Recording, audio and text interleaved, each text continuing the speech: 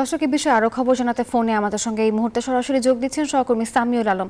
সামিউল, দুর্ঘটনার সবশেষ খবর জানাবেন। আহতদের মধ্যে কারো অবস্থা আশঙ্কাজনক রয়েছে কিনা, এমন কোনো খবর কি পেয়েছেন ইতোমধ্যে? আপনি যেমনটি বলছিলেন, গোপালগঞ্জের কাশিয়ানী খুলনা থেকে ছাড়া ঢাকামুখী একটা বাসের গোপালগঞ্জের কাশিয়ানী ঢাকা খুলনা মহাসড়কের মাঝিগাতি নামক স্থানে দুর্ঘটনা ঘটে।